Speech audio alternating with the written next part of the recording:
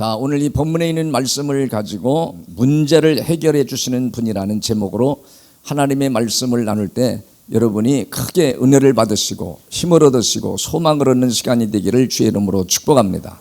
여러분, 우리가 이 세상을 살아감에 있어서는 늘 문제를 만나게 됩니다. 근데 어떤 사람은 사업의 문제, 어떤 사람은 건강의 문제, 또 물질 때문에, 이 물질이 얼마나 사람의 삶을 윤택하게도 하고 어렵게도 하는지, 물질로 인해서 자살해서 죽는 사람들이 많아요. 그런 사람들이 우리 주위에서 다 일일이 말하면 너무 많기 때문에 이런 문제들이 얼마나 많은지, 또 가정의 다툼의 문제, 건강의 문제, 말할 수 없이 많은 문제가 있는데 문제 중에 가장 큰 문제가 무엇인가를 오늘 이 요한복음 13장에서는 정확히 알려줍니다. 바로 그것이 인간이 본질적으로 자기 스스로도 또 사회의 시스템으로도 어떤 제도로도 해결할 수 없는 죄의 문제를 해결해 주시기 위해서 예수님이 오셨다는 사실을 정확하게 우리에게 가르쳐 주십니다. 이 사실을 여러분이 알면 반드시 여러분의 삶 속에서 세상의 문제는 얼마든지 해결해 나갈 수가 있다는 거예요. 뭐만 해결되면, 죄의 문제만 해결되면 다른 문제는 아주 마치 실타리가 풀려지는 것처럼 잘 풀려갈 수 있다는 사실을 성경이 알려줍니다. 1절에 있는 말씀을 보면 그렇게 말해요. 6월절 전에 예수께서 자기가 세상을 떠나 아버지께로 돌아가실 때가 이른 줄 아시고, 여러분 6월절이라는 건 6월절 날 예수님이 십자가에 못 박히신 날입니다. 그러니까 전날이라 그러니까 하루 전날 예수님께서 자기가 어디로 가야 될 걸, 세상을 떠나 아버지께로 가실 때가 이른 줄 아셨다는 거예요. 그러니까 인간의 육의 몸을 입고 왔지만 이 메시아로 오셨기 때문에 앞으로 일어날 일을 다 알고 계신 거예요. 그 앞으로 일어날 모든 일들이 어떤 어려움이 온다 할지라도 주님이 아버지께로 갈 때가 이르렀다는 말은 십자가에서 죽으실 날이 다가왔다는 것을 말해요. 그러면서 오늘 말씀이 세상에 있는 자기 사람들을 사랑하실 때 언제까지 사랑하신대요? 그렇죠. 끝까지 사랑하시느니라. 바로 이 주님은 우리를 언제까지 사랑하세요? 그렇죠. 끝까지 사랑하시기 위해서 자기 목숨, 자기 생명을 십자가에 내놓으신 분이라는 거예요. 그렇기 때문에 우리는 예수 그리스도를 믿고 복음을 받아들이는 사람은 주님이 생명을 바쳐가면서 우리를 끝까지 사랑하시는 분이시로구나, 이 사실을 놓치지 않기를 주의 이름으로 축복합니다. 이 사실을 놓치지 않아야 여러분이 죄 문제도 해결되고 여러분의 가정사에서 일어나는 크고 작은 문제들을 유유히 해결할 수 있는 역사가 일어난 줄을 믿으시기를 바랍니다. 여러분, 세상 사람들은 전부 다 그럽니다. 사랑하다가도 갑자기 미워하고 또 돌아서고 삐지고 또 배신하는 일들이 얼마나 많이 있는지 몰라요. 가정을 사랑하는 공동체를 만들었다가도 기분에 안 맞는다고, 자기 생각에 안 맞는다고 여러분 서로 증오하고 적대감을 갖고, 같은 민족인데도 이런 일들이 얼마나 많이 생기는지요. 가슴 아픈 일이죠. 그러나 주님은 우리를 향하여 말씀하시기를 내가 끝까지 너희를 사랑하리라. 여러분, 이렇게 우리를 사랑하신다고 고백하시는 것을 여러분이 받아들이시고 믿으시기를 주의 이름으로 축복합니다. 그런데 여러분, 주님의 사랑을 받지 못하는 자가 있음을 가르쳐줘요. 주님을 사랑하지도 못하고 주님을 사랑을 받지도 못하는 사람이 있음을 오늘 2절에서 우리에게 알려줍니다. 2절에 있는 말씀을 보겠어요. 다 같이요. 시작. 마귀가 벌써 시몬의 아들 가룟 유다의 마음에 예수를 팔려는 생각을 넣었더라. 여러분, 처음부터 이 생각을 넣은 건 아니에요. 예수를 팔려는 생각을 집어넣대. 우리가 신앙생활을 잘하다가도, 가정이 행복하게 가다도 마귀가 여러분 마음속에 예수를 팔려는 생각, 배신하는 마음, 사랑하지 못하게 하는 마음, 미움 증오를 심어놓은 경우가 얼마나 많은지 몰라요. 마태복음 25장에서도 말씀을 증거하는 중에 원수마귀는 우리 마음속에 불신을 심어놓는다는 거예요. 의심을 심어놓고 미움을 심어놔서 그 방향으로 가더라는 거예요. 그래서 마귀에게 이용을 당하는 사람은 사랑을 받지도 못하고 사랑할 수도 없음을 가르쳐줍니다. 베드로전서 5장 8절에서도 말합니다. 근신아 깨어라, 너희 대적 마귀가 우는 사자와 같이 두루다니며 삼킬 자를 찾나니. 그래요. 여러분, 벌써 내 마음이 부정적이고 의심하고 잘못된 생각을 가지고 있을 때 마귀는 벌써 알고 여러분 마음속에 이 부정적인 생각을 집어넣는 거예요. 그래서 그런 사람은 사랑을 못 받게 해. 주님은 내가 너희의 죄 때문에 십자가에서 생명을 내놓기까지 끝까지 너희를 사랑한다고 하는데도 그 사랑을 받아들이지 않는 사람들이 많은 거예요. 어떤 사람이 마귀에게 이용당하는 사람이, 여러분 같은 교인이라도 마귀에게 이용당해서 교회를 허물고 교인들을 허물고 비판하는 사람들이 곳곳에 숨어있는 경우가 얼마나 많은지 모릅니다. 나라도 그렇잖아요. 나라도. 두 번째로는 바로 율법의 사상, 율법의 신앙을 가지고 있는 사람은 하나님의 사랑을 받아들일 수도 없고 받을 수도 없고 사랑을 받지도 못합니다.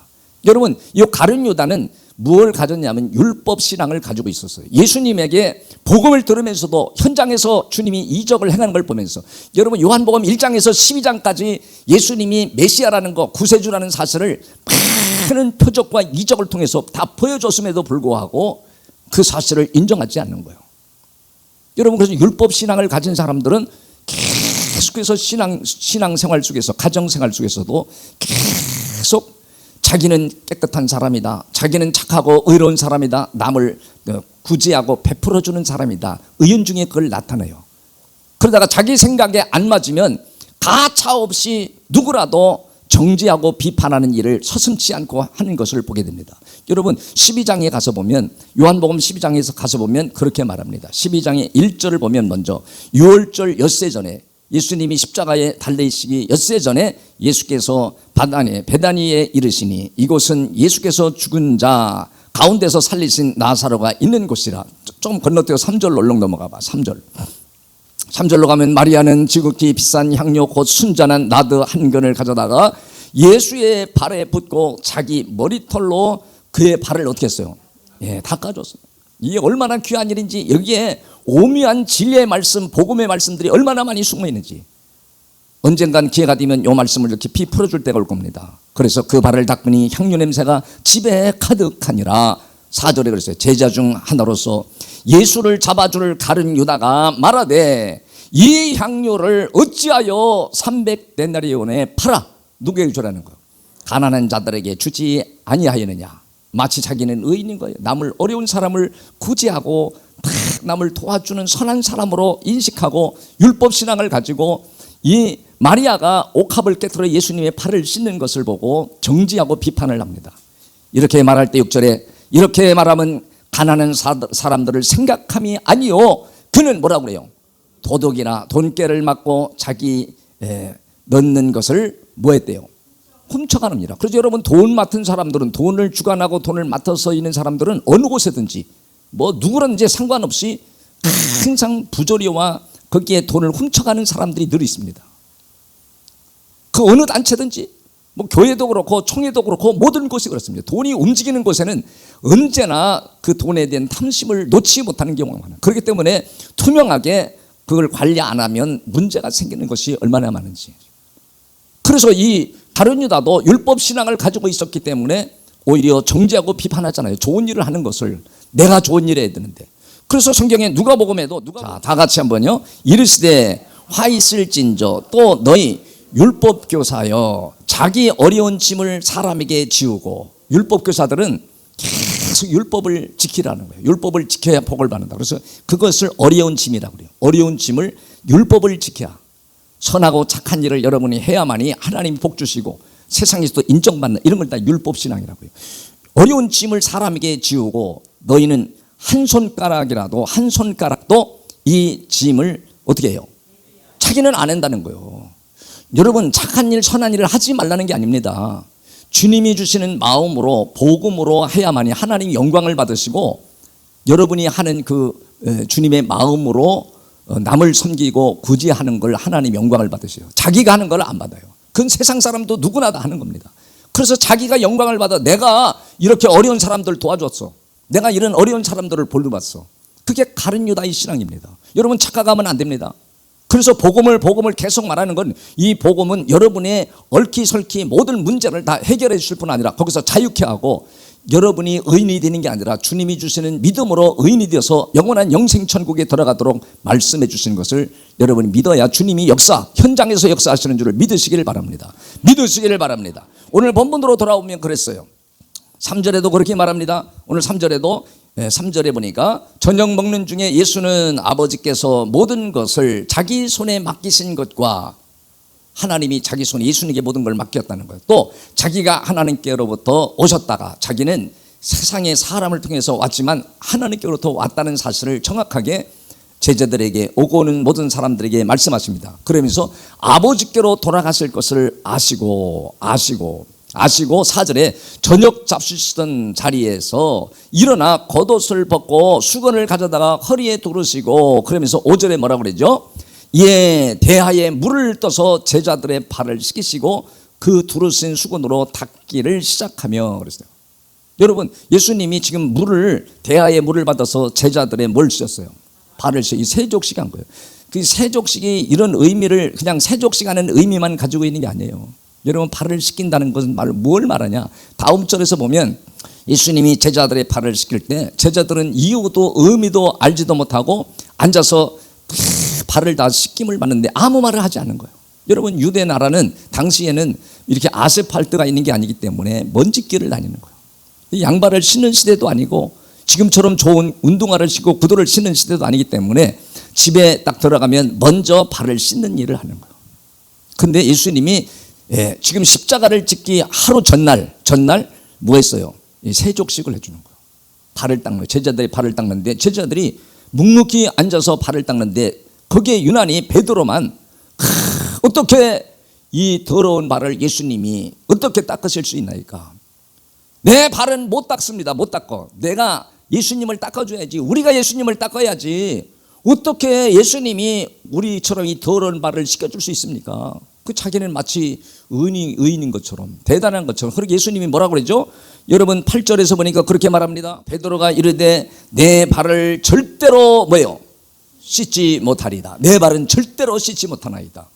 예수께서 대답하시되 내가 너를 씻어주지 아니하면 너와 나와 뭐 했어요? 상관이 없느니라. 내가 너를 씻어주지 아니하면 너와 내가 뭐요? 아무런 관계가 없다 이거요. 예수님 무슨 죄인이야 이거요. 인간이 예수님의 발을 씻는다는 건 있을 수도 없는 일이라는 거예요. 이 발을 닦는다는 것은 바로 무엇인가를 바로 설명합니다. 시몬 베드로가 바로 9절에 그렇게 말해요. 시몬 베드로가 이르되 주여 내 발뿐 아니라 손과 머리도 씻어 주옵소서. 발을 씻지 않으면 예수님이 너와 아무런 상관이 없다 그러니까 손과 머리도 다 씻겨주세요. 그렇게 말하니까 10절에 예수님께서 이르시되 이미 목욕한 자는 뭐만? 그러니까 여러분, 복음을 받아들이고 예수님이 십자가에 우리의 죄 때문에 죽으시고 피 흘리셨다는 걸 받아들이는 자, 그걸 믿는 자들은 이미 다 목욕을 한 자래. 여러분, 죄 문제를 주님이 해결해 줬대. 그런데 이 발이라는 것은 움직이면서 죄를 짓고 선한 일도 하지만 날마다 죄를 지을 수밖에 없다는 걸 가르쳐줘요. 그렇기 때문에 여러분이 주일마다 와서 여러분의 발을 씻어야 되는 거예요.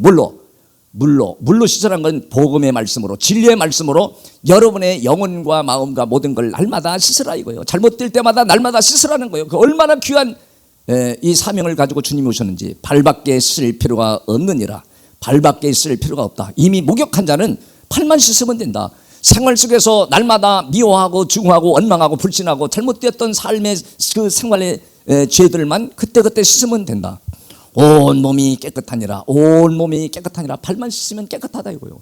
진리의 말씀, 복음의 말씀을 받아들인 사람들은. 그리고 우리는 얼마나 귀한 일인지, 이걸 받아들인 사람은 주님이 나를 끝까지 사랑하신다는 사실을 마음속에 느끼고 깨닫게 됩니다. 아, 나를 주님이 사랑하시는구나. 우리가 가정사회에서도 사회 속에서도 누군가에게 사랑을 받으면 그렇게 당당할 수가 없어요. 자신감이 생길 수가 없어요. 그런데 전지전능하신 주님으로부터, 삼위일체 하나님으로부터 목숨을 내놓기까지 우리를 사랑하셨다. 그 사랑하셨다는 것은 죄 문제를 해결해 줬다는 거예요. 여러분, 죄 문제를 해결했다고 하면서 뭐라고 그러죠? 예수께서 이르시되 이미 목욕한 자는 발을 씻을 필요가 없다. 발을 씻을 필요가 없다 그러면서 온 몸이 깨끗하니라. 너희가 깨끗하나 뭐라 그래요? 다는 아니니라 하시니라. 다는.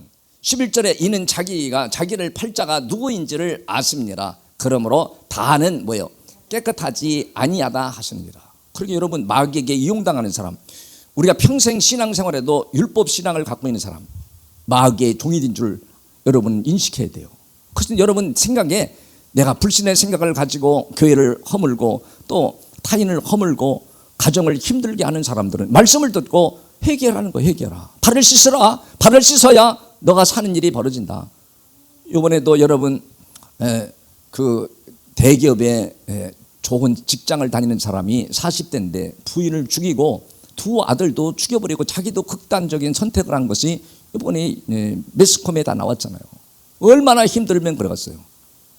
여러분, 주님으로부터 사랑을 받는 자는 반드시 죄 문제가 해결되기 때문에 가정사의, 인생사의 모든 문제도 유의하게 해결할 수 있는 능력을 위로부터, 환경으로부터 임하는 줄을 믿으시길 바랍니다. 믿으시길 바랍니다. 이렇게 우리에게 죄를 씻어줬다. 너희들 맨날 짓는 죄악을 주님이 발을 씻어줌으로, 세족시감으로 그냥 발만 깨끗한 게 아니라 너의 죄를 다 씻어주시는 분으로 내가 왔다. 너의 주 문제를 해결해 주기 위해서 왔다라고 말씀하시면서 여러분 다음 절에는 그렇게 말합니다. 다음 절에 보니까 12절에 가서 보니까 그렇게 말해요. 그들의 발을 씻으신 후에 옷을 입으시고 다시 앉아 그들에게 이르시되 내가 너희에게 뭐한 것처럼 행한 것을 너희가 아느냐. 너희가 나를 선생이라 또는 주라 하니 너희 말이 뭐해야 돼요? 옳도다. 내가 그러하다. 그러면서 이제 제자들에게 공동체에 주는 메시지를 줍니다. 뭐라고 주죠? 내가 너에게 행한 것 같이 너희도 행하게 하려 하여 본을 보였노라. 그러면서 여러분 뭐라고 그러죠? 내가 주와 또는 선생이라 뒤어 너희 발을 씻었으니 너희도 그러면서 뭐라고 그래요? 너희도 서로 뭐래요? 발을 씻어주는 것이 옳으니라. 그러니까 우리 공동체 안에 지금 소명을 줬어요. 명령을 했습니다. 우리가 교회에 와서 마귀에게 이용당하는 사람, 율법주의자만 아니면, 율법주의자는 교회를 허물기 위해서 보통 앉아있는 사람들이 많으니까. 가정에서도 그렇습니다.